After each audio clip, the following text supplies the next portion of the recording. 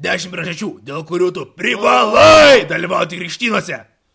Pirma, jei nedalyvausi krikštynuose, nepaliksi savo tinginio bambos nuo žemės. Nepaliksi ko? Palaukis ausis nevaryvas 0, sakiau tinginio bambos. Antra ir svarbiausia, nedalyvaudamas krikštynuose, po to gali netyčia nusiversti nuo laiptų. Trečia, nes tik nedalyvaudamas krikštynuose gali po to likti šlapęs, nors lauke ir nelyja. Kad nusiplautum savo nedalyvavimą nuodėmę, netašytas 0. Ketvirta, nes studentas taip ir liks žodis girdėtas rudenio arimuose. Runkelas. Taip.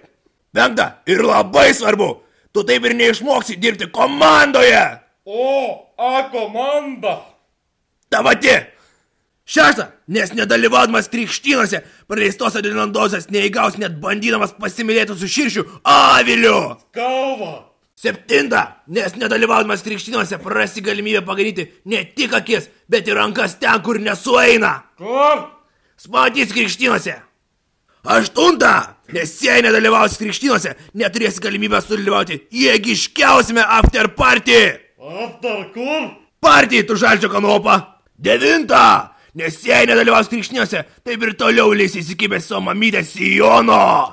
Mama. Dešimta, ir svarbiausia, jei tu nedalyvausi krikštynuose, tu amžinai liksi apskritas ir didelis 0.